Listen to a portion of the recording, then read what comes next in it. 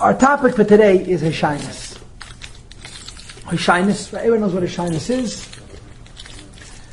Hishynus is that, in addition to the Dalad Minim, the Lulav, the Esek, Hansa, and the Arava, we'll see it in a moment inside. There's another Arava that they used to take every day, every single day of Sukkot, they took an Arava, but it was a tree, mamish, and they stood it up on the floor of the Azara, and it was tall enough to wrap over the top of the Mizbeach. Mizbeach, you have to figure, was about 15 feet tall, 16 feet tall, and this Arava stood on the ground and was suspended over the top of the Mizbeach. Sorry? No, it just leaned on the Mizbeach. A willow, right. That's what they use in the Beis Hamikdash, Bekisser. And they made a kofis. Every day, everyone took their lulav, their esrog, their alminim, and circled around the Mizbeach once, and they Shana Rabbah, they circled around the Mizbeach 7 times. And of course, our question is, what's going on here? Was tut man das? So I want to give you a Hagdama clause. The Hagdama clause basically is as follows. There is the Nigla of Sukkos, and there is the Nister of Sukkos. I'm sure there are 101 interpretations to everything. I mean, the more you learn, the way Torah research is, the more you look, the more you find, and the more you discover that you don't know. But B'Klolos, there's the Nigla of Tishrei, and there's the Pnimius of Tishrei. The simplest way to articulate it is, according to Nigla, there's no connection between Rosh Hashanah, Yom Kippur, and Sukkot. Different holidays. Rosh Hashanah, Yom Kippur has to do with creation. It has to do with Salachti Kidvarecha, Jewish people made an ego, Hashem was upset, He wanted to destroy them, He forgave Jewish people, so we have a Yom Kippur. And Yom Kippur becomes the official day for Keit Slicha Mechila. Sukkot is a totally separated Yom Tov. In Chassidus and Kabbalah, it's one continuum, it's one hemshech. All the Yom Tovim of Tishrei are a hemshech, are a continuity. So let's talk Nigla first. The Nigla is very, very plain. Sukkot is a celebration of Parnasa. That's what it is. Sukkot, we celebrate Parnasa. B'chalal, what is the most elementary, the most nigladic reason why we have Pesach, Shavuos, Sukkot? And what the answer is? Parnasa. Pesach, we harvest barley. Right? Today they call barley, they call health food. In the time of the Shas, they used to call it Michael Behema, which is quite an insight. But everything that used to be health food is in Shas, Michael Behema. Based on bread that's not been properly cleaned out. Rich people ate white bread, right? Now poor people are eating white bread. So there you have it. Everything is relative and it's evolving all the time. But in any case, Pesach has to do with barley, right? It's the initial crop that ripens. Barley takes less time to develop than wheat does, and it's ready Pesach time. And the Beis Hamikdash, they will make a korban. It was really a harvest korban. It was a korban to celebrate the time of a new food, a fresh crop. We call it chodesh, right? Pesach, we brought a korban noimer, which was mater chodesh of barley. The barley was ready Pesach. Wheat wasn't ready till Shavuos. Wheat takes a longer time to ripen, it has a longer season. Shavuos time the wheat was ripened. They had a new chodesh offering, and they called it Shtei Alech. When did they start growing? I suppose in 4. Tu B'Shvat? No, that Tu B'Shvat has to do with trees. Fruit and trees, and it's the end of a year.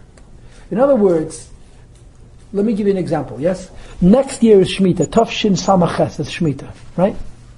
Till Tu B'Shvat, Tafshin Samaches, you could theoretically do profit with Peiros. Because the Shemitah year of Peiros is from Tu B'Shvat to Tu B'Shvat. You understand? But it starts growing right after. It starts Tu B'Shvat and it finishes Tu B'Shvat. Even though Sukkot is called Chag HaAsif, it's the season of the harvest, which I'll get to momentarily. Nevertheless, the year for Peiros goes from Tu B'Shvat to Tu B'Shvat. I mean, if you understand the nature of trees hibernate. That's why trees have rings. You know what the significance of a ring is? The tree shuts down. There's no life, there's no activity, there's no function. And when it starts growing again, it's like a new Metzius. That's why trees have rings. I don't know if you're aware of this, but animals who hibernate also have rings. Polar bears, for example. Yes? When they do research for polar bears, they pull out a tooth, they cross a cross section, and they can see the age of the polar bear exactly, because it has rings. Any animal that hibernates, in other words, if the metabolic system shuts down, of course, if it shut down completely, the animal would die. You could physically see it in the rings. So a tree falls asleep, so to speak. It wakes up, Rosh Chodesh Shvat, like Beis Shammai, but you don't see that the tree has woken up till Tu B'Shvat, because that's when you see it blossoms, Chanita. So every Lubavitcher knows the Rebbe Seiches Makoyach and Payel. Beis Shammai says Rosh Chodesh Shvat is Rosh Hashanah Le'ilan, because the tree woke up. Beis Hillel says you cannot make a Yom Tov until you have evidence of it. You have to wait 2 more weeks, Chamisha also Shvat, you see the blossoms, you see the beginning of life in the tree, so now you can make Rosh Hashanah Le'ilan. You follow? That's trees. It's fruit. We're talking about grains. It's called in halacha mozain, nourishment, as opposed to peiros, which I'll get to momentarily. So there's a very interesting Rabbeinu Bachaya, I think it's in Pashas Mishpatim, but it's not prepared, it's not in this stack, who says that on Pesach, it doesn't say once in the Torah the word simcha, not even once. It's a mitzvah v'samachta b'chagecha, but Pesach it doesn't say simcha one time. Why not? Because it's the initial point of the harvest. The fruit has not yet developed. Even the wheat, good evening, hello, which is the more useful crop, the more necessary crop, has not yet developed. It's only barley. So the most nigledike reason for Pesach is we're celebrating Eibush giving us parnasa, so we say thank you. But there's no mitzvah simcha because it's only barley. The parnasa revolves around food. Farmers? Food. It's the most important. It is the most important thing. I mean everything. Yeah, sure, ultimately, let me say it to you in different words. Which bracha in Shmoneh Esrei talks about parnasa? We have all of our needs in Shmoneh Esrei. Which bracha is parnasa? Baruch Aleinu. What does Baruch Aleinu talk about? Rain. That's all it talks about. That's right. Tevuah, rain, because that's life. So Pesach, we have a Yom Tif for the ripening of the barley harvest, but it doesn't say Day of Simcha. Shavuos, the wheat is ready. It says one time in the Torah is smachtem, by Shavuos, smachtem v'nei Hashem aleichem, because wheat is already a greater necessity. Wheat is Michael Adam, as it's called. It's much more necessary, more basic. But wheat is a necessity. It's not a luxury. Wheat is something everybody needs. So you cannot say you're celebrating bread. Bread is survival. The reason Sukkot is the biggest simcha, and it says 3 times simcha by Sukkot. By Pesach it doesn't say once. By Shavuos it says 1 time.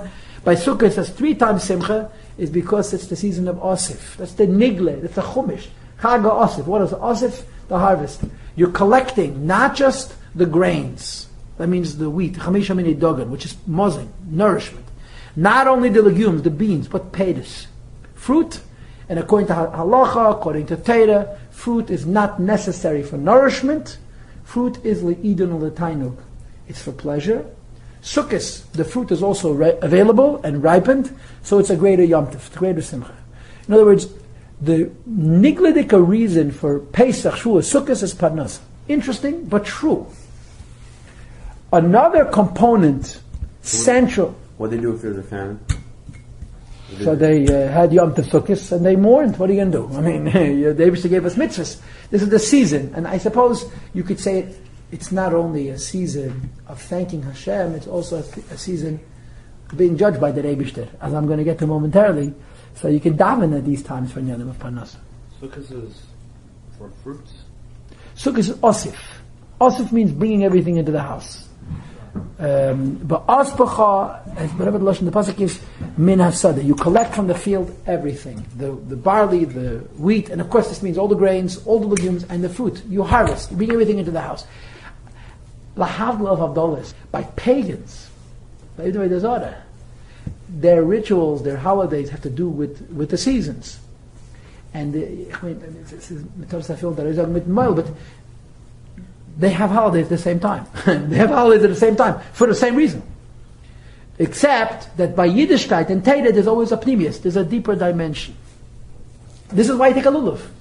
What's Dalet Minim? You're celebrating the food that the Eibishter gives you by taking 4 kinds, shaking them in every direction, to acknowledge the brachas of Hashem for all the wonderful things that Hashem gives us. This is the reason why we shake a lulav. We pick 4 types. One is a fruit, one is the branch that produces the fruit, and so forth. And I'm sure you know there's many medrashim why we pick these 4. One has a taste and a smell, one has neither, one has either. Ki yadua. But this is the idea of the lulav as well. This is also the concept of a sukkah. In the most elementary level, what's the idea of a sukkah? You make a hut, you sit outside, and you take the junk, the waste of the crap, and you build a house and you sit in it. The Chazal describe, based on the pasuk, the Chazal learned from this, how do you make schach of a sukkah? From the stuff of the produce, of the crop, of the harvest that you cannot eat, you make a sukkah. Even the sukkah is connected to panos.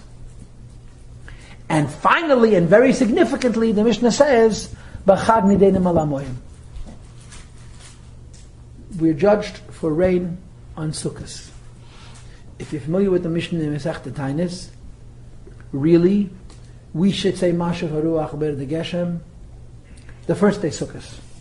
Just like we, Hasidim and Sfardim, say Meir Datol the first day Pesach. Ashkenazim skip, right? Ashkenazim don't say anything. But we say Meir Datol in the summertime, as do Sfardim, the first day Pesach. We should really say Mashav Haruach Ber de Geshem the first day sukkahs. Why don't we? Because it's hypocritical. It's inconsistent. We're sitting outside, we don't want it to rain, and we're saying Mashav Haruach Ber de Geshem. So the Mishnah brings opinions. I think Rabbi Eliezer says, Rabbi Ben Horkanus, if you've ever went to yeshiva and you met Rabbi Eliezer, you feel bad for him because he's never always losing every argument, and then they put him into Achei Temimim in the end. But Rabbi Eliezer was not a gadol. Rabbi Eliezer says you should say Mashav Haruach Ber de Geshem the first day sukkahs. We don't pass him like him. So the Mishnah says, they said to Rabbi Eliezer, it's a siman klala b'chag. To mention rain on sukkahs is a curse. On sukkahs you don't need rain, on sukkahs you need sunshine. So Rabbi Eliezer says, we mention rain twice in Shmoneh Esrei. In Baruch Aleinu we say V'sein Talomata. That's asking for rain. Mashav Haruach Ber de Geshem is simply saying this is the season of rain, the time of rain. So this is why Rabbi Eliezer says we should mention Mashav Haruach the first day. L'payel, because we're sitting in the sukkah, we don't pass him like him. We wait till the 8th day. But the Mishnah says in Sechta Rosh Hashanah, B'chag nideinim al hamoyim, we're judged for water sukkahs. And if you want to be honest about it, rain is panos. Right? You paid attention to the Machzim Kippur, yeah? One of the say the last days of Pesach, we should end. Because from the first day Pesach it begins Aviv. Aviv is right. We have 4 seasons. Sorry, so the rain is never losing 6 days. It's ever mentioned. And Machon Meir Datol loses 60 days. We start saying Meir Datol Chanukah time. It's even more not fair. Right. And we wait till December, till the beginning of December. To say V'sein Talamata. I'm sorry. If you paid attention to the Rosh Hashanah, the Yom Kippur Dikadavening, yeah, so it says the Ken Gadol went to the Kedesh Kadoshim and he said a short tefillah. You know why he said a short tefillah? People shouldn't start getting any ideas. And one of the few things he said was, don't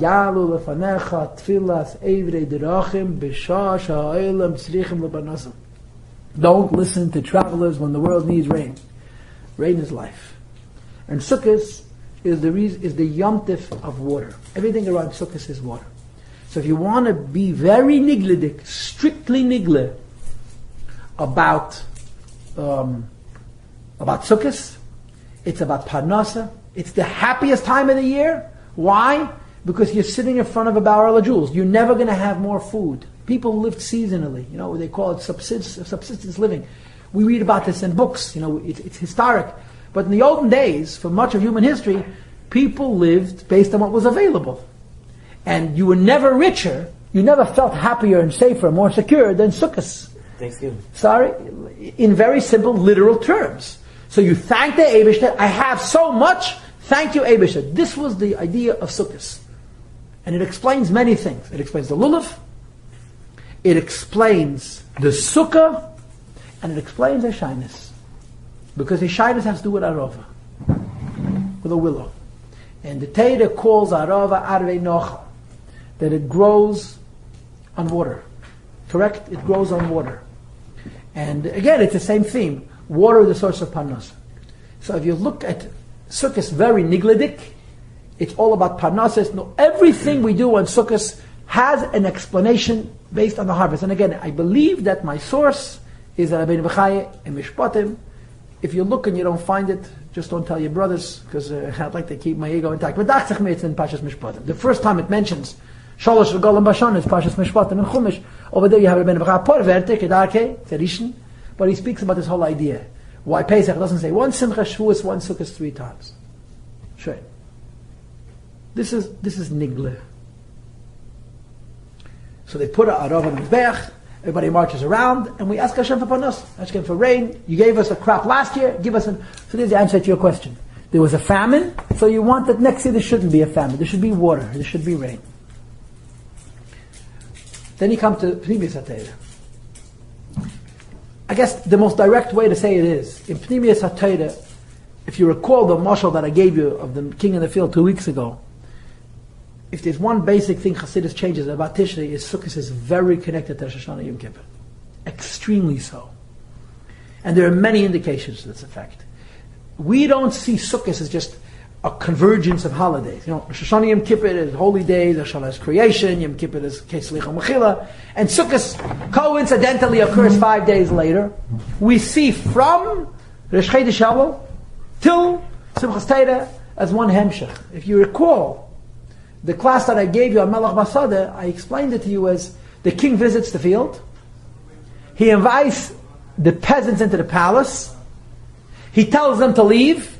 Matzah Yom Kippur is the Yankel Al-Chadaki, the Manash says, he tells the peasants to leave, they don't go home, they celebrate. That's the Hemshech HaYonim. And Grade, one of the interesting diyukim that are found about Hashainis is, we say Hashaino, Ona Hashem Hashiano, or Aniva Hu Hashiano. No is Nun Aleph, 51. What's the Cheshbon of 51? There's 51 days from Rosh Chodesh Elul till Hoshana Rabbah. So there's 51 days. In other words, the Chassidus of Tishrei is distinct from the Nigla of Tishrei, that there's no Bezundere, it's one Hemshech, one continuation. And this is what we're going to pick up. I want to talk about Hashainis. The reason I want to talk about Hashainis is very simple, because nobody does. And it's one of those obscure, curious inyanim that's it's a part of everyday life, and nobody pays attention to it. You take a Sefer Torah, someone goes on the bimah and holds a Sefer Torah. We surround the bimah with a lulav. It's explained that the Sefer Torah on the bimah is supposed to be like the Mizbeach.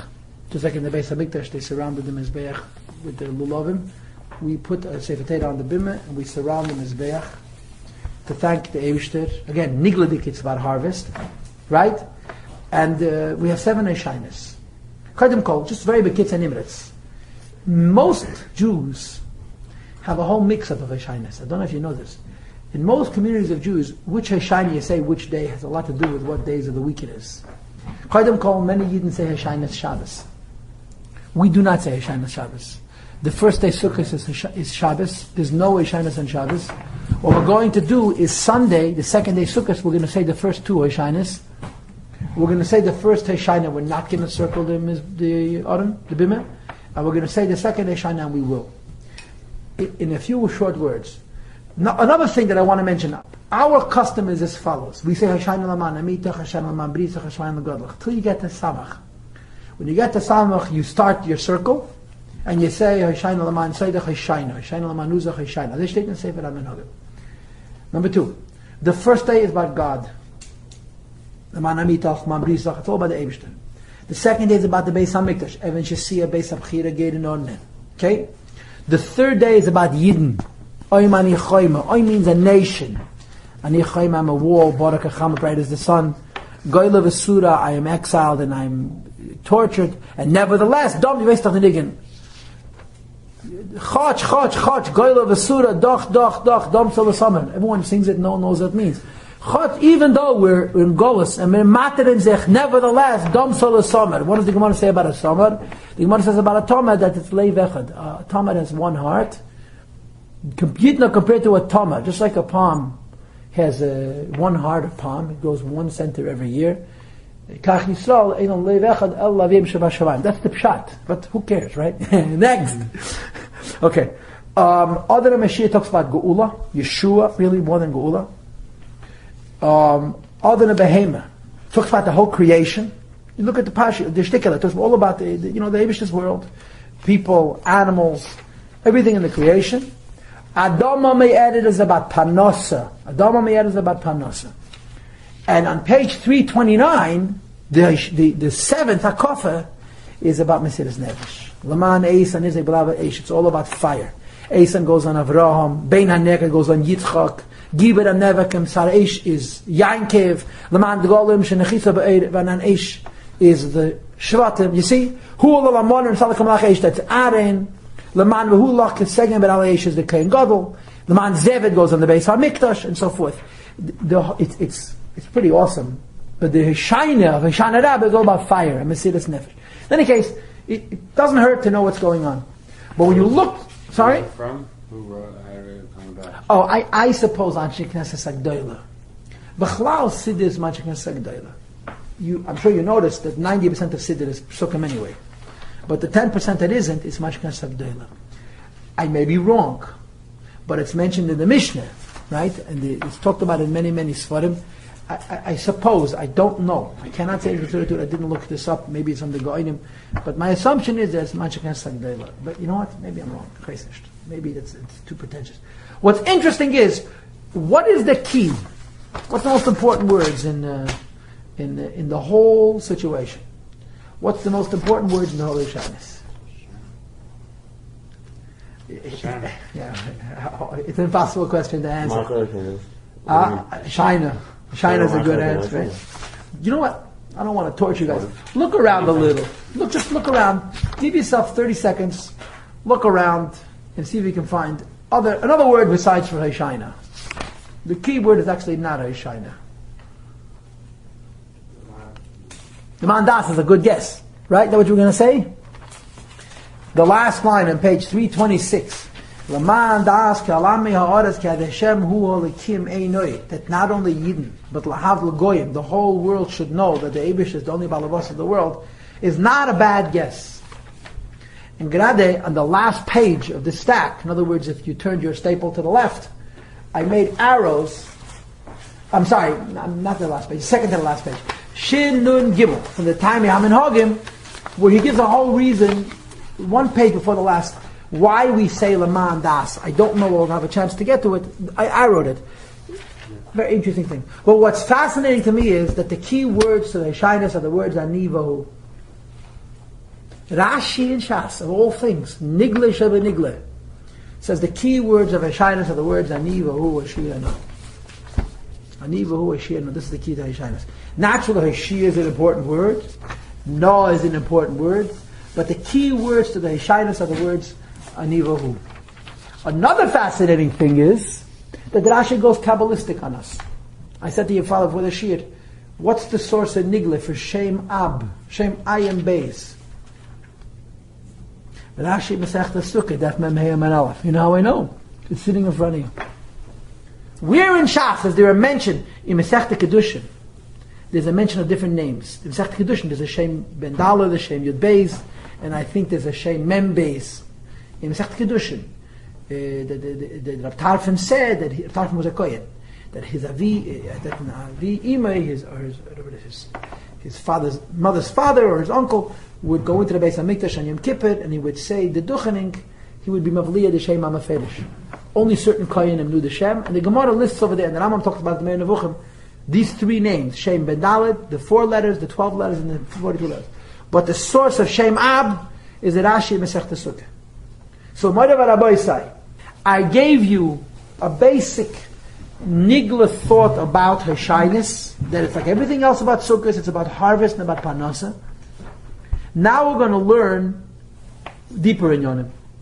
And we're not going to go necessarily in the order that I put it in. I'm going to go in the order that's, as I say, mina kala la kovid. So if I can bother you, keep this a little handy. We may actually get back to them, but why not? Let's read the Mishnah and we'll proceed from here. If anybody wants to make a comment or ask a question, now is a very good time to do that. Okay. You know what I say? When nobody has any questions, it either means everybody knows exactly what I'm talking about, or nobody has a clue. And I prefer to believe the former because it's very good for my ego. So, let's read the Mishnah, okay? Mitzvah Arava Ketzat. There was a mitzvah of Arava. You guys all know, I'm sure, that there was a huge issue with Stukim, with Apakursim, at the time of the second Beis HaMikdash. Correct? The Tzdukim were, in their eyes, they were the fanatics. They were fafrumt, and the rabbis were modern. Could you imagine sitting in the Shabbos and it's not dark? Sitting Shabbos eating hot food? Grobe Jugend, Oisvors, moderne Yidden. Do you understand? The Tzdukim played this pretense of being fafrumte. And their issue was Tershvalper. And on Tzukkas they had two bones to pick. Tzukkas Beis Sheva and the Shainis. Those were their two issues because they're not written in the Chumash. Simchas Beis HaSheva is called Halacha L'Meisha Misinai. Simchas Beis HaSheva is the water on Sukkot, which is another whole discourse, is Halacha L'Meisha Misinai. Hashainis, if I'm not mistaken, is called in Rambam Minhag Nevi'im, a custom of the Nevi'im. In other words, The first issue? Simchas Beis HaSheva. It doesn't say in the Chumash. Simcha Beis HaSheva is Mipi HaShmua. Simcha Beis HaSheva is Halacha L'Meisha Misinai, but they denied Halacha L'Meisha Misinai. You may know that the Gemara says there's a remez for Nisach HaMayim in HaTeirah. You familiar with this? That on the 7 days of Sukkot, in the Kriyas HaTeirah, there's 3 changes. On the second day, instead of saying V'niska, it says V'niskehem. On the 6th day, instead of saying V'niska, it says Unesocheha with an extra yud. And on the 7th day, instead of saying Kamishpat, it says Kamishpatam. Mem, Yud, Mem is Mikan Remez L'Nisach HaMayim in HaTeirah. The pouring water of the Mizbeach was Halacha L'Meisha Misinai. Hashainis, which is called in the Shas Arava, is Minig Nevi'im. It's a lower level. And the Tzdukim had a huge problem with it as well, which is, you know what happened? Anytime the Tzdukim had a problem with something, Jewish people made a big party out of it. It's not good to be cynical, but you know why Simchas Beis HaSheva was such a big deal? Because of the Tzdukim. Api Nigle again. Api Pnimius, it's Shaftaman. Besasim, Veshetem L'Kutatayr, and so forth. But Api Nigle, if the Tzdukim had a problem, we had a party. Always. The Chachamim Dafke did things to underscore the position of the Prushim, of the Chazal. But in any case, Mitzvahs Arava Ketzad, how do you do Hashainis, basically? Arava. Makam Ha'ilamatim Yerushalayim V'nikra Moitza. It was a place beneath Yerushalayim called Moitza. Yodin L'Sham, they would descend there, Umalaktim Misham Murbiyes Shal Arava. I don't know what the word Murbiyes means. My guess is that it means bunches of willows, which are called Arvei Nachal, and as I mentioned before, technically it's about water in Parnasa. Uboyin, they came, V'zeikfen Eisam B'tzidi HaMizbeach, and they would suspend it over the side of the Mizbeach, V'rashein Kfufen Al Gabi HaMizbeach, and the top of this willow would suspend over the top of the Mizbeach. Taku V'ediyu V'taku, they blew Shayfer, B'chol Yom, each day, Makifin Es HaMizbeach Pa'amachas, they circled the Mizbeach once, V'oimrim Ona Hashem Mashiach. This is the opinion of the Tanakama. They would say Ona Hashem Mashiach, Ona Hashem Maslichana. Rabbi Yehuda disagrees. Rabbi Yehuda says they would say Ani Vahu Hashiach. Now, okay, let's do Hebrew. What's the difference between Ona Hashem Mashiach and Ani Vahu Hashiach? It's not right. It's very simple. Touch the words. One me and you, and one he said. Is me. Ona Hashem Mashiach means, please God, help me. Ani Vahu Hashiach means, God, help yourself and help me. Ani Vahu, I and him. Who's him? One of the translations of Ani Vahu is Rabbeinu Shalom, help us and help yourself. It's a very interesting thing. According to the Tanakama, you make a shyness and you ask Hashem to help us. According to Rabbi Yehuda, and obviously this is the halacha, we say Ani Vahu Hashiach. And then it says Oisi Hayoim and Hashana Rabba Makif Mizbeach Sheva Pam, they would circle Mizbeach 7 times, enough. That's it. Now, before we do Rashi, flip over and let's see our Rambam. This is the Rambam's Pirush HaMishnayos. I made an arrow and I underlined words. Okay?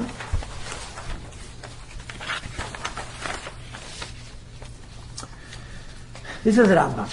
Now, I want to give you a short Haggadah, no long speeches.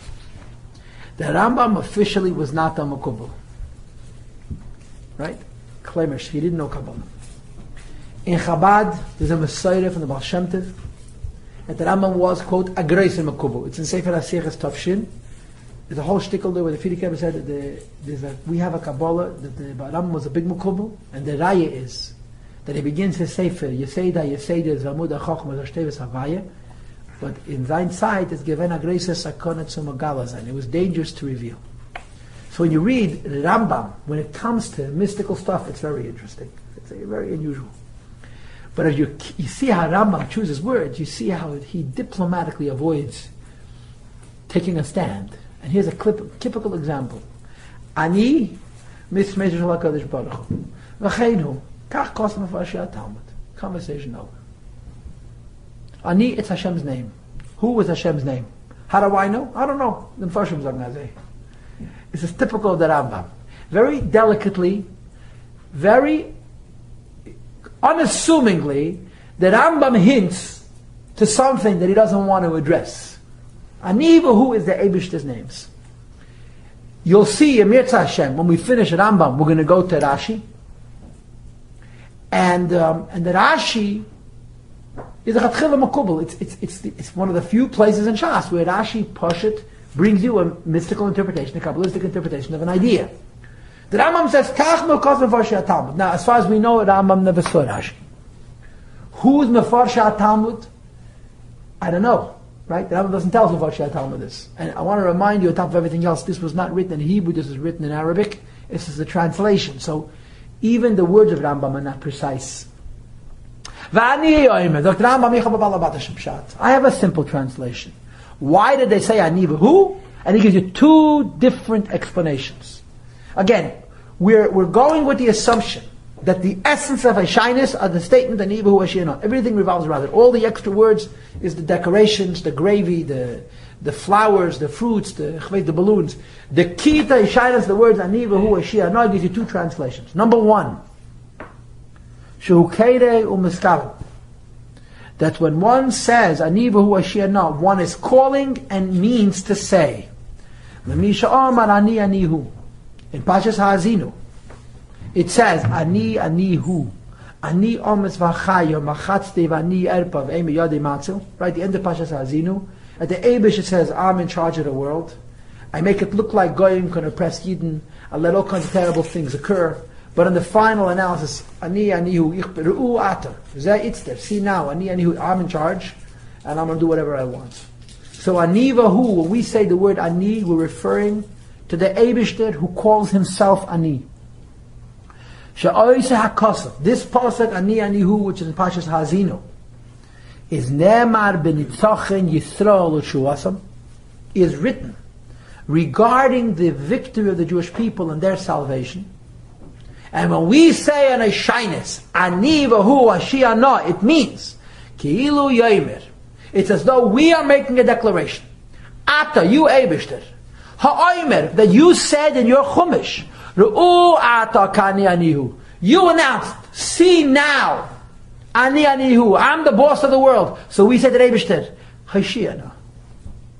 In other words, Ani v'hu Ashiyana means to say, you Eibishter, who calls yourself Ani Anihu Hashiyana. You Eibishter, and then in the Chumash, you call yourself Ani Anihu Hashiyana. Ani Vahu Hashiyana means you identify yourself as Ani Anihu. Help us out. Now, I want to just add a simple commentary to this. This is my own interpretation, but I think it's rather blatant. What's the diuk? The diuk is Poshet. You learned Hazinu. Yeah, you read it. We all read it. Chitas twice this year, so we're experts. Hazinu is very hard to learn. And the Rashis with Rabbi Yehuda and Rabbi Nechemia, the moment you come to Nechemia, say, forget it. Okay, next. Let's get the Shvi. It gets you crazy, yeah? But it's a morbid pasha. The whole Sefer Dvarim repeats once, twice, three times. Hayidin Yedu Avedus, and they're going to suffer. Nish Genug, Moshe Rabbeinu has to put it in rhyme. Right? It wasn't enough that we were told in 5 or 6 different ways that we're going to do Avedus, we're going to be punished, and we're going to kick that Eretz Yisrael. He puts it into a shir. Parashat is a pretty powerful shir. But it ends on a very positive note. Right? The positive note is that at the end of the day, the Eibush is not going to abandon the Jewish people. And all those people who took advantage of the Yidden, not because they were doing God's work, but because they enjoyed it, the Eibush is going to avenge. The Eibush is going to punish. The Eibush is going to, I'm sorry? What do you mean by doing God's work? They weren't punishing us because they mamish l'shem shamayim. The Rambam says, Yidden went to Mitzrayim. Why? It says a chomish. V'avodim v'inu eitzam v'eretz v'olehem. For the kashas, why the Eibush to punishing the Mitzrayim? What's the teretz? Because the Mitzrayim didn't do it because God wanted. The Mitzrayim did it because they were lowlives. Yes, Yidden had to go into Golus, but Goyim were not doing Hashem a favor. Okay, you want us to destroy the Jews? No problem.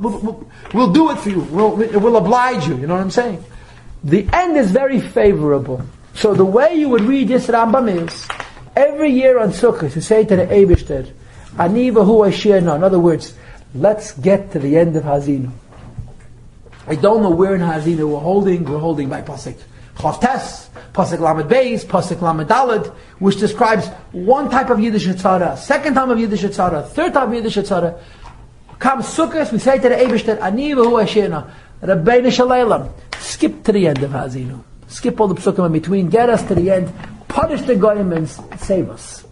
I think this is a one way of interpreting this Rambam. Let's get to the end of Hazinu where the Eibush punishes the goyim. I would say that.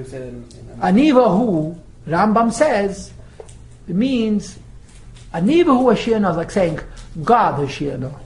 Since when is the Eibush's name Anivahu? So the first thing that Rambam says is, Mefarshat Talmud say it's the Eibush's names. Don't make me nervous, Rambam doesn't say I agree, I don't agree, I heard about it, didn't hear about it. He just changes the subject, right? The second thing he says, V'ani yoimer, that Ani v'hu Ashirna is a paraphrase of a pasuk. It says in the end of Hazinu, Ani hu machatzi v'ani yerpa.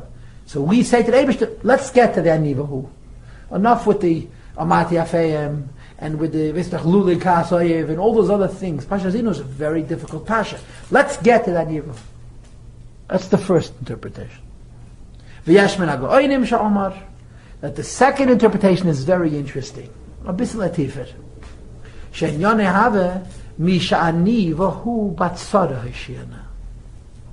Ani v'hu hashiyana means we're in Galus and the Eibush is in Galus. Help the two of us. You understand?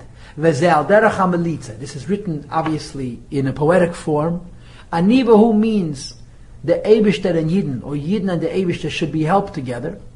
V'hu amrei yisreimam v'yishader, as it's written in the pasuk, imei anoichi b'tzaret. The pasuk can tell Hashem is with us in Golus. So how do you read Anivahu Hashirna? Eibishter, help us and help yourself. You said that they both mean Hashem's name. That's a different shot. The first thing Rambam says, they both mean Hashem's name, and he forgot about it. The second one is, they're both one reference to the Eibishter. The Eibishter, who calls himself Anihu Hashirna. And the last interpretation is, Anihu means, Eibishter, help yourself and help us. Anihu Hashirna, help yourself and help us. The Eibishter was in Gauls. Let me tell you the grammatical distinction. How do you spell Vahu? I'm sorry? Vav Hey Vav Aleph. Right? How was it written in Siddur? Vav Hey Vav. According to the first interpretation of this Rambam, you should spell it Vav Hey Vav Aleph, because it's a paraphrase of a pasuk. According to the second interpretation, you should also spell it Vav Hey Vav Aleph. According to the mystical interpretations, which we're going to get to momentarily, there should not be an Aleph. It should be Vav Hey Vav. Now think about this. A machlekes Tanakama and Rabbi Yehuda. What do you say? Ana Hashem Hashirna, Ani v'hu Hashirna. If you think about it, that's the difference between these two interpretations. The first interpretation of Rambam is really Ana Hashem Hashirna, Ani v'hu Hashirna. Eibishter, you call yourself Ani v'hu Hashirna. That's essentially Hashem, help me. As opposed to the second interpretation, Ani v'hu means help yourself and help us. You follow? You understand the distinction? Those are the first two thoughts on the Hashyness. Now let's go back to Rashi. This is as far as I know, the reason I say this with such certitude is because I once looked up Shem Ab in another context, for another purpose, and everyone refers to this Rashi. So I suppose that if there'd be more Rashis in Shas that speak about Shem Ab, they would be mentioned. Let me just say a couple of things by way of introduction, okay? Or one thing by way of introduction.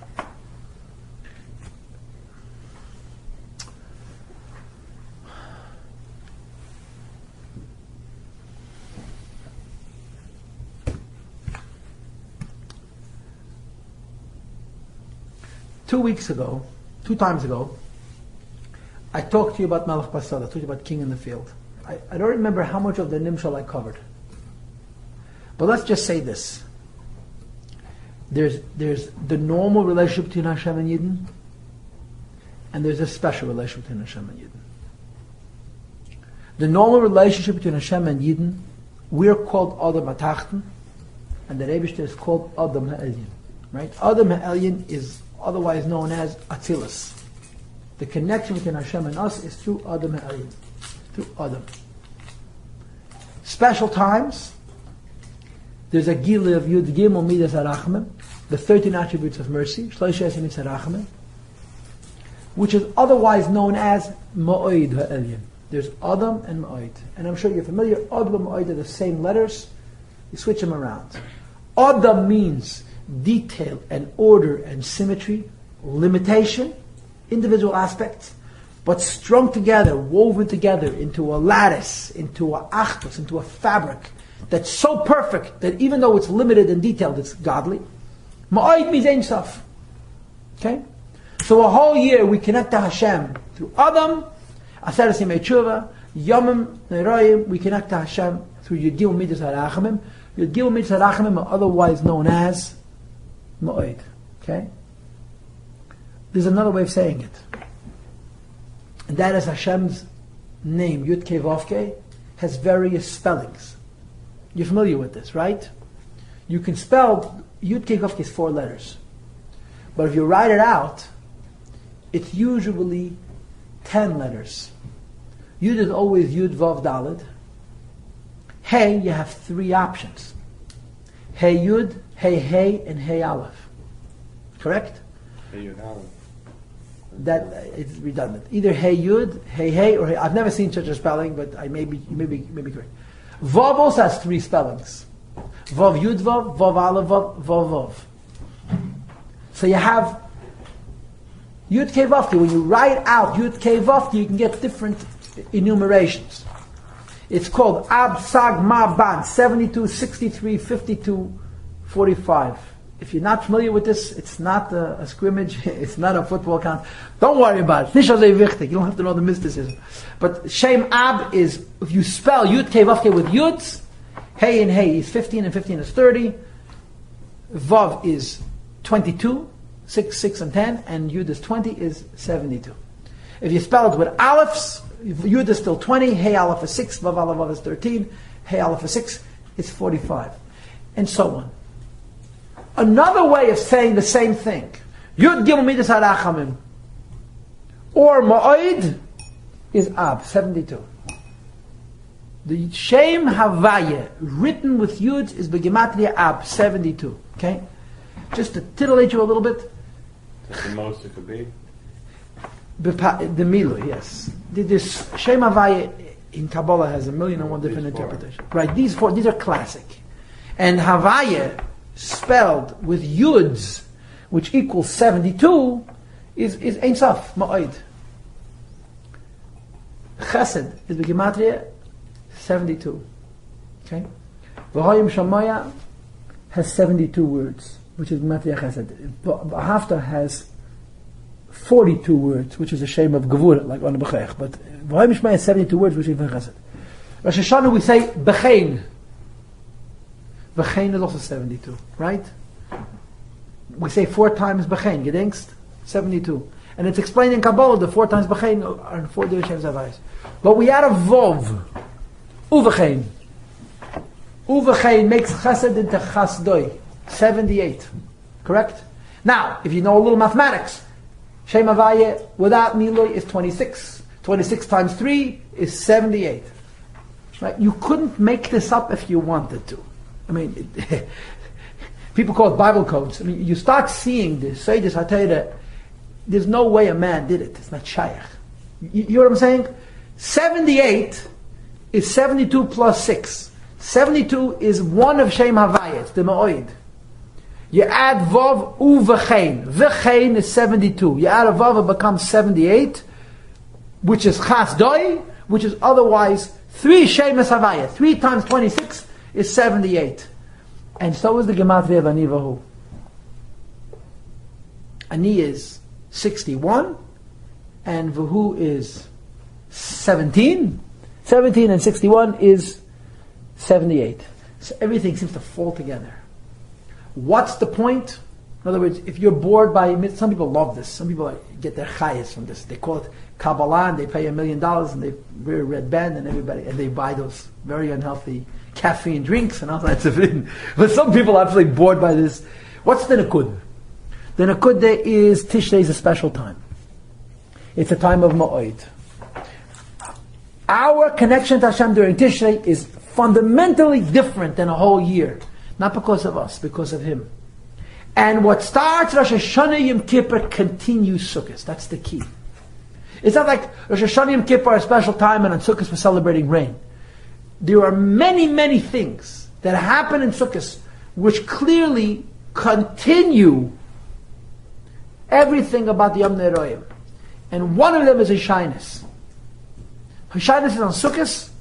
When we say to the Eibush Ani Vahu Asher now, what we're saying to the Eibush is, just like Rosh Hashanah Yom Kippur, there is a Gilui of Shloish Esrei Midas HaRachamim, which gives us a special relationship with Hashem. If you recall the mashal that I gave you, the peasants are in the palace. It's Sukkot now. We're celebrating. We're experiencing Hashem, not out of fear. We're not afraid of Him like Yom Neroim. We're dancing and celebrating. We say to the Eibush that Ani Vahu Asher now. We want that in our Simcha, the Eibush should sanction it, should give a kedusha from this same, whatever you want to call it, Ma'oid, Ab, 3 times Havayah, all those different beautiful symmetries, all those things that fall together in a shyness. This is. I have to add that something which I'm sure you're aware of. I'm into numbers a little bit. Okay. All these shemas by themselves, Ab or Ma, the 2 letters together is 9. Right. 9 is the only number that's a nitzvah number. So all Shem is for nitzvah. Yeah. Van is Amal Shayla for Rosh Tet Nishnab, because Nun, in a lange Nun, is 7. Otherwise, it wouldn't be the number 9. Just type in Ban is Echet 9. It's not for nitzvah. Very good. So it's an Iratere, Tzemach Tzedek in Yonim. I'm not making it up. It's a Medrash Pliya. Tzemach Tzedek bringt das. Ich habe es gesehen, in Iratere in Yonim, if er an a paar Blätter of Medrash Pliya, dann der Wort. I have a Medrash Pliya. The Medrash Pliya says, Chesam Shal Kodesh Baruch Hu Emes, Shalish Kesidrim ve'echad achoyre. 3 in order and 1 backwards. That's the Medrash. So I saw one of them first on Medrash Pliya, but the Tzemach Tzedek says the same Gedanke. Chesam Shal Kodesh Emes, Bereishis Bara Lekim, Sefer Tev is Emes, Tov Aleph Mem is Emes. The Eibusha puts his chesima in the beginning of the Torah, and the Emes says not every multiple of 9 is 9. Right. So now you have the source. What's the Medrash Pliya? Medrash Pliya means inexplicable Medrashim. And there are people who have collected Medrash Pliyas and made books called Medrash Pliya. I have 2 different Medrash Pliyas. People collected Medrashim that nobody understood, and they give interpretations. Sometimes they're off the wall, sometimes they're brilliant.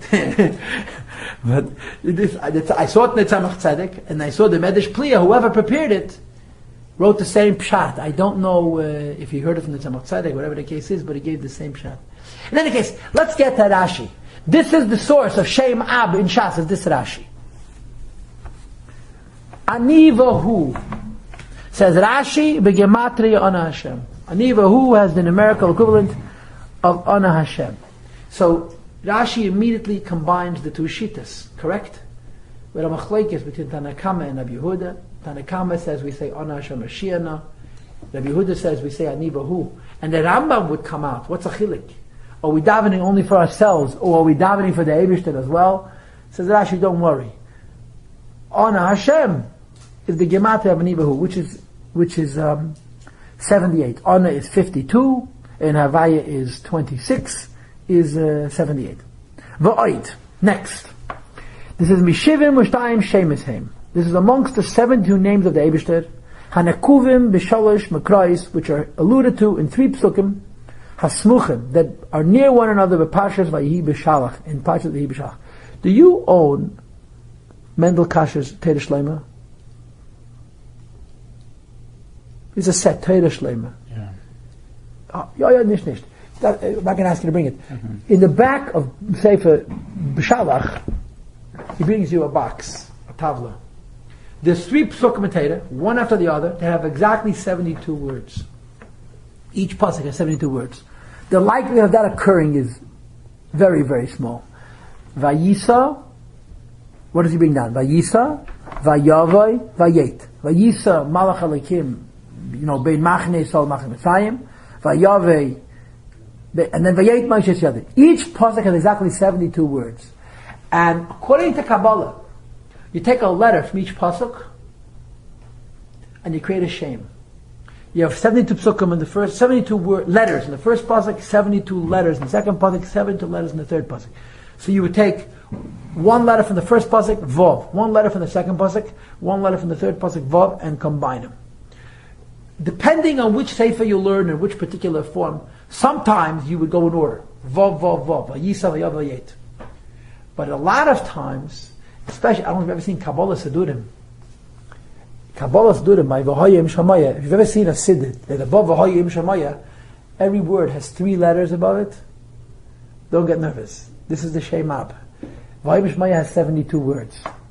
So they say that the Kavanah, V'hoyim Shamaya is Shem Ab. So they write the 3 letters from these 3 psukim. But the standard way of doing it is take the first letter from the first word, the last letter from the second pasuk, and the first letter from the third pasuk. So it's in other words, it's beginning and beginning. And of course, what happens is, as you get more complicated shemis, they cross. The 72nd shem is the last letter from the first pasuk, the first letter from the last pasuk, and the last letter of the third pasuk. You follow? Ani vahu are 2 of those shemis. Now you tell me how I should figure this out. He did the math. Ani is one shem, and vahu is another shem. The problem is, vahu is the first shem, and ani is the middle one. Let's look inside. Okay? These 3 psukim, Vayisa, Vayavei, Bein Machane, Vayet Moshe Yadeh, Ushloshtam B'Reshivim Mishtayim Eisius. Each one has 72 words. Umehem Shem HaMaferish. You want to know the explicit name of the Eibishter? Take these 3 psukim, write them over in groups of 3 letters. 72 times, whatever it is, 72 times 3 is how much? How much is 72 times 3? 216. 216. What's the Gematria of 216? Gevura, Aryeh. The more you study the stuff, the crazier you'll get. It's unbelievable. It's a stimmt, huh? 216. Right, 216. It's 216 and 9. Okay, fine. It works for me. But Aryeh and Gevura have the same Gematria.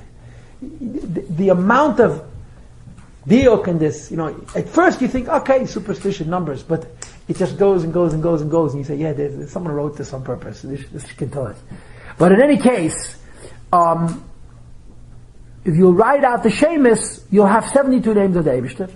But the way you do it, says Rashi, Ois Rishayna shall pasuk Rishon, the first letter of the first pasuk, V'achreina shall Emtsoi, the last letter of the middle pasuk, V'Rishayna shall Achrein, and the first letter of the last pasuk. V'chein Bazeh HaSeder Kulan. This is the way you would follow all 72 names. Hashem Arishain, Vav He Vav. Ani Vahu, the first shem, is the Vav of Vayisa, and then the Vav of Vayet, and the last letter of the pasuk Vayave, says Rashi, is Vav de Vayisa, Hey the Kol Halayla, the pasuk ends Halayla, and Vav de Vayet. So Vahu is the first of the 72 shemis of what Rashi and Shas calls Shem HaMaferish. The Shem Ab, it's a different Shem Ab. That Rashi brings in Shas, Vahu is the first of those 72 shemis. Ani, continues Rashi, V'shem HaShloishim V'shem, the 37th Shem is Ani. Aleph the Me'achareyim, Nun the Rishain, the Ha'onon, B'chayt Shalom Afreya, V'yud Shodu Achkadim. Okay, you'll have to just trust Rashi. If you don't trust Rashi, I gave you permission to look in the Chumash, just do it on your own time. Now, how did Rashi know this? It's, Rashi's not a makobel. He just knew it. He just knew it. Rashi just knew. He just knew everything. He knew this.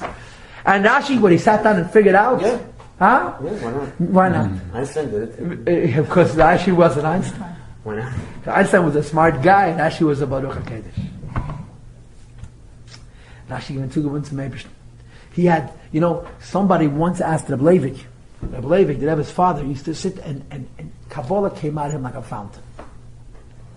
Rabbi Leivik didn't mind speaking for 5 hours and no one had a clue what he's talking about. It didn't bother him. He would get up and show, in the big show with the daven Nusach Ashkenaz. The Rebbe grew up davening Nusach Ashkenaz.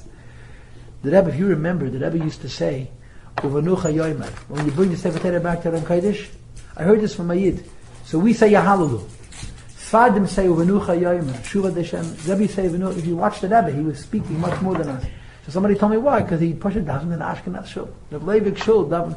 The biggest shul Yekaterinslav, the modern shul, where the Rav presided, was the Ashkenaz shul, Rabbi Leivik. Rabbi Leivik could get up at that shul and talk Kabbalah for 4 hours, no problem. No one knows what he's talking about. Somebody once asked Rabbi Leivik, how do you know so much? Where did you get this from? Leivik, Rabbi's father. Yekaterinslav, it's really... He was a Rav. It's It's the same city. Same. Yekaterinslav is named after Catherine the Great, which was the worst Aveda under the Soviets. So they changed it to Dnieper, yeah. And if they didn't change it back, Leningrad, they changed back. The Dnieper, they say. In any case, so somebody once said, how do you know so much? So the Rebbe Leivik said, Mat miri begegeben. I was taught. So they said to him, you were talking about Lubavitch many times, you spent time with the Rebbe Rashab. It's impossible that he taught you all this. Klolim. Mat miri begegeben klolim. You understand? The Rashi didn't need too much help. Klolim. Mat miri begegeben klolim. The Mefarshim on this Rashi, which we're going to get to momentarily, have a kasha. It shouldn't be ani vahu, it should be vahu ani. Ani vahu, what are we saying ani vahu Shena? Eibishter, help us. Ani is one of the Eibishter's names, vahu is one of the Eibishter's names, right? In other words, when the Rambam says so innocently, ani mishmaisav shal HaKadosh Baruch Hu, v'chein hu, kach kosa Mefarshi HaTalmud. This is Mefarshi HaTalmud. Rambam never saw Rashi, at least in Das Tach. Rambam never saw Rashi, but the Rambam didn't have to see that. But then it was never passed around? They lived in different parts. Rashi was in France and... Rashi was much before. Rashi passed away before Rambam was born. Rashi's papers weren't being passed around by them? There were mountains, there was a separation. It was two worlds. But Europe... It's that many years later, Rashi stuff weren't lost. Yeah, but Ashkenaz and He used to send messages Sfat, with very little. I heard from somebody, there's a letter from the Rambam where the Rambam writes that he wants to write a Pirush Chumash v'higdimani haTzarfati. I was preempted by the Tzarfati, by the Frenchman, which is Rashi, but I never saw that letter. The status of that brief.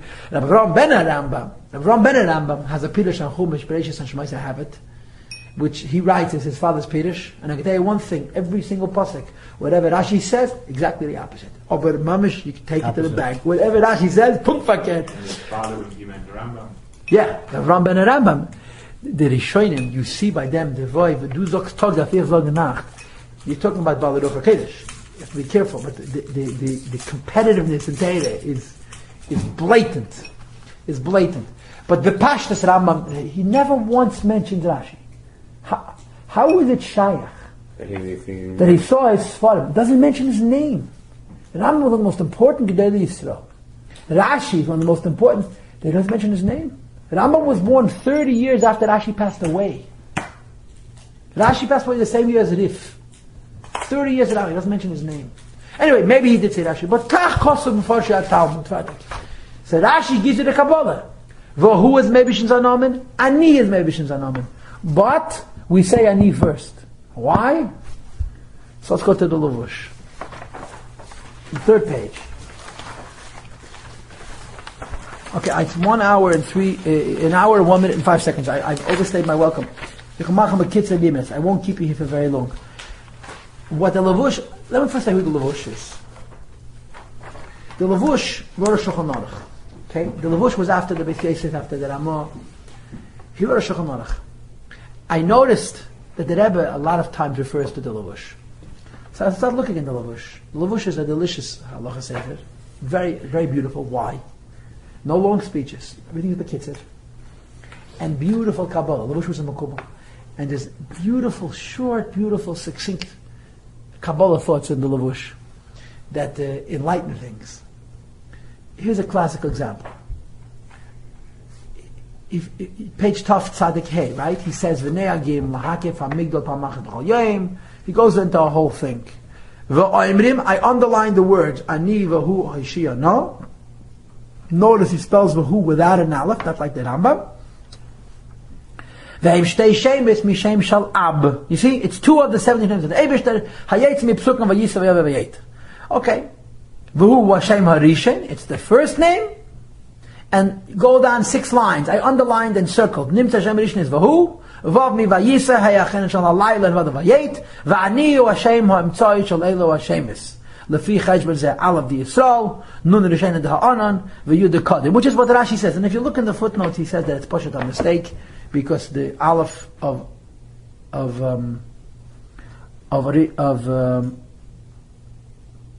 Yisrael is not the 37th letter. He says, if you look in Gimel, it should be aleph of me'achareya. So Kvayach Rashi made a mistake, but he says that the Beis Yosef and the Budraham and Teisves Yom Tif repeat that mistake and all say that it's the aleph of Yisrael. So we have a question. Right in the beginning here, the who is spelled with a hey. In the second line, Psukim v'yisa v'yavayet v'hu hu Hashem harishen. Ani v'hu. No, v'hu. Das is the Meshur Namen. And not the Hashem who. I don't think so. I don't think so. Okay. Now, and he brings in the Rambam. The Levush is Mishalev the Rashi with the Rambam. Why do you put Vahu after Ani? Umasha maskirim elu Hashem shnei shemis Yesim and Achei Temimim. What's the point of mentioning these 2 names? Hashem imenei rebitzara. What the Rambam says. Ani Vahu takas names of the Eibishter, but it also goes on us and him. Umagdimim shem Ani koidem Vahu. You first say Ani and then you say Vahu. Ani would go on us. And who would go on the Eibishter? Hashem HaKosov v'ani b'toich goyla v'hu asur b'zikim kavayachol. We're in Golus, and the Eibishter, so to speak, is trapped in the Golus together with us. So the Levush brings Rashi and synthesizes it, is ma'ached it with the Rambam, that Anivu Taka means 2 names of the Eibishter, but it also means the connection between Yidden and the Eibishter. Okay, so you want to say something? Wouldn't you put Hashem's in first and then us? Okay, good point. You know what? Let's make this, so to speak, the conclusionary thought. I mean, Bachlal, since when are we sort of praying to God on our behalf and on God's behalf? That's a mislabreitkeit. Eibishter, do us a favor, do you a favor, and first we say do us a favor, and then you say do him a favor. Reverse psychology. Yeah, you see, but the Eibishter is not psychological, and he has no paranoia. What the Eibishter does is he goes cold. He just disappears. He doesn't hear. Yeah, you'll be surprised. Go fast. We'll all be surprised, but he takes a very, very long time in delivering his surprises. The teretz is pashut. And this is why this is connected to Shem Ab. It's a moidendike breitkeit to daven to the Eibishter for him and for us. Unless you appreciate the essence of it. It's Sukkot. It's a Hemshech to Yom Kippur. What happens at Yom Kippur? There's a coming together of Yid and the Eibishter which is unparalleled. It's the time of the greatest closeness between the Eibishter and the Yid. Mamish. The greatest closeness to the Eibishter and Yid that could possibly be is Yom Kippur. We are so close to the Eibishter that where Yidden end and where Eibishter begins becomes a vague. In other words, if we were talking on a madrega of Shem Ma, Adam Ha'elyin, Mas Begematria Adam, You don't negotiate. Eibishter, do me a favor and do you a favor. Since it's Sukkot, and since Sukkot is a hemshech to Rosh Hashanah Yom Kippur, which is the time of Yedil Midas Harachah, also known as Ma'oid Elyon, also known as Shem Ab. The Gedanke is, at this particular moment, Yidna the Eibishter are so one that where Ani ends and Vahu begins, or where Vahu ends and Anu begins, it has no seam. We're davening for the Eibishter and we're davening for Yidden, for ourselves, because we are holding in a mind with the matzah, where the achdus between Yidden and the Eibishter is such, it's the selbe tefillah. We daven for sich, we daven for Eibishter, it's ein Zach. This, I think, is the pnimius of Tishrei, and it's the pnimius of Heshainis. What are we davening for in Heshainis? Sukkot is a Zman Simcha Seinu. It's a celebration of Simcha. We're asking the Eibishter for Yeshua, for Heshina, for reasons that it's beyond the time. On Hashem Yeshua. On Hashem Yeshua davening to the Eibishter. On Hashem. That's why we say Aniva Hu and not on Hashem. On Hashem is we're asking the Eibishter. Aniva Hu, we're reaching a point where we're one with the Eibishter Kvayoch.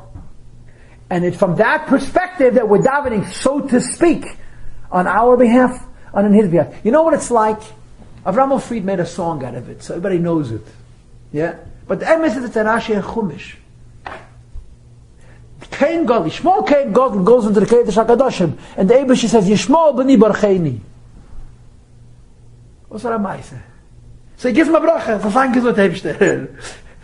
In Parshas Shlach, it says, Va'ata yigdal keach adnai. Shaita medrash.